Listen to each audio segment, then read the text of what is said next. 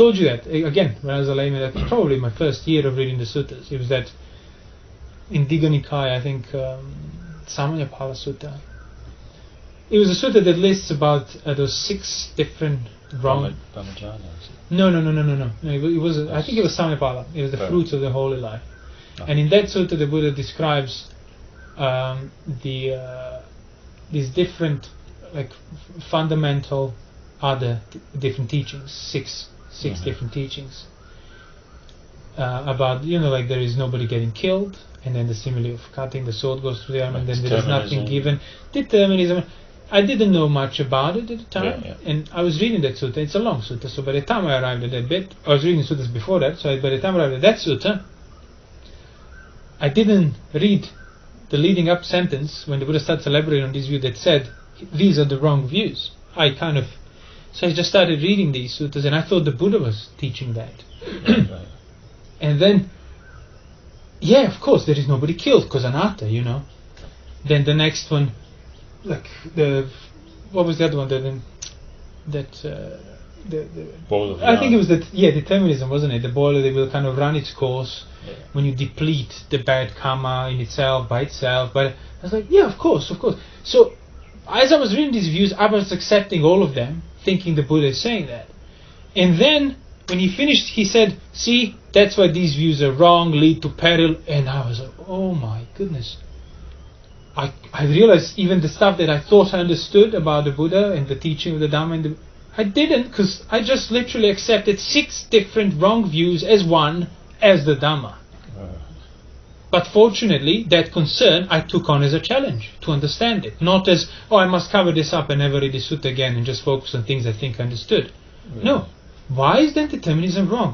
And it's just this huge weight of opaque. You have no idea where to start. I have no idea why it's wrong. Well, I better start making effort to find out. Because it is wrong. But it made sense. Anatta. Nobody gets killed. What's wrong? All religions teach the same, just in a different way.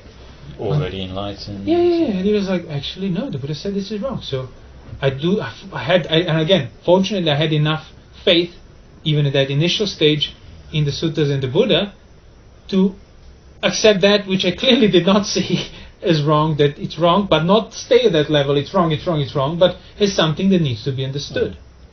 Because if by understanding, as you're saying earlier, understanding different wrong views, you can uproot those wrong views that you're getting clearer to what the right view is. Yeah. It's a different way of progressing, but equally valid. Or something you have to do both, pretty much. Understanding because all the views you have as a Puthujjana are wrong views. Yeah. So by undoing them, means by understanding them, you can arrive at the right one. So it's not optional to go through that. Just some people need to do more of that, some people need to do less of that. But the work needs to be done. That's the point. That's the thing. You have wrong views, but you don't even know what they are necessarily. You don't even know what. Yeah. And even we have the examples in the suttas of people practicing out of faith. The faith type, sadhanusari and so on.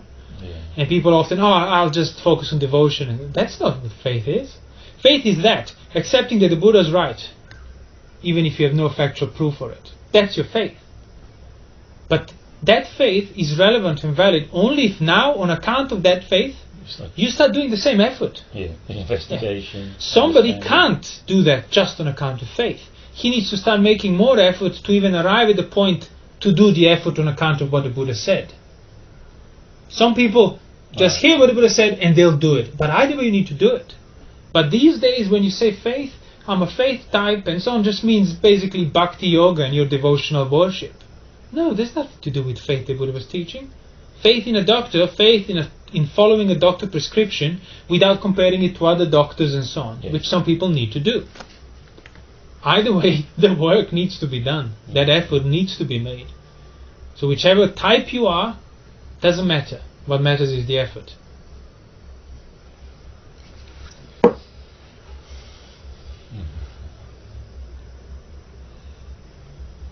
You spoke about it a long time ago, about that mental relaxation again. And that's what you must watch out for. Yep. You never want to give in to that. Exactly. That mental indolence. Yeah. let me just put my feet up for 5 minutes and not think about anything. Find another way. That's unawareness. Yeah. And that's something you give into, exactly. So see, I'm physically I don't tired. want to think I'm physically tired. We've been walking 30 kilometers. I need to sit down, put this bag down. That's absolutely fine. You sit down, put the bag down, even go to sleep. But that's where that ends. You choosing on account of that to give to unawareness, that's a completely unrelated thing for which you're responsible. That's where delusion, same as with desire and so on, it's on you. It's not on the Mara's domain, it's not on the senses, it's not on how tired you are, it's not on the elements. So you getting relaxed in terms of stopping what you're doing that were tiring you, it's fine. But you getting relaxed or taking that relaxation then on the level of becoming unaware in your mind because you worked so hard, that's not fine. That bit is not fine. That's like you overly welcoming it now and doing it on the level where it shouldn't be done. That's what I mean. Doesn't mean you must now contemplate Dhamma furiously. No, you don't need to do that either. But you mustn't give to unawareness. Right. So you sometimes, it's even in the Sutta, the Buddha said, you might be making too much effort to figure things out. So you drop the effort to figure things out, but it doesn't mean you drop your awareness of your situation. Alertness. Because that is effortless. Like being in the present moment is effortless because whether you want it or not, you're in the present moment. It's not a matter of choice. Recognition of the bodies, it's not a matter of, you already have that knowledge. Are you seated now? Oh, I'll get back to you on that one. You already know. It's effortless, that knowledge. You don't need to be attending and reattending and recollect. It's already there. All you need to do is stop distracting yourself from it by making choices on account of sensuality, aversion, and distraction and delusion. So the effortless mindfulness is not done by you. The effortless mindfulness is basically created by you not distracting yourself from it. Yeah. Not turning away from it. Yeah. Not consciously going into oblivious states. Yeah. That's why greed, aversion, delusion, and non-greed, non-aversion, that anything rooted in greed, aversion, delusion, the Buddha said, he won't think. He won't entertain. He will not welcome and sort of cherish. Anything that's rooted in non-greed, non-aversion, non-delusion, he will. Tireless energy. No need to rest. Day and night. Because it's tireless. It's nothing to do with that which tires you, which is the senses.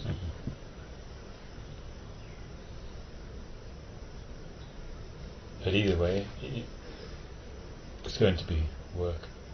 Yeah, you need to build that up. You need to build it up. It's almost like this fear to even begin a little bit, not even. Yeah, of course. Because it's horrible. In the beginning, when you're like, what? You're just bewildered. And now you just have to. It's worse than the physical work. It's not incidental that the whole humanity tends to turn away from it, turn away from responsibility, from reason, turn away from rational thinking, recognition. Takes effort, takes enduring, takes pain, takes some greater reason to make you go into that direction of more resistance against the grain. And most people won't do that.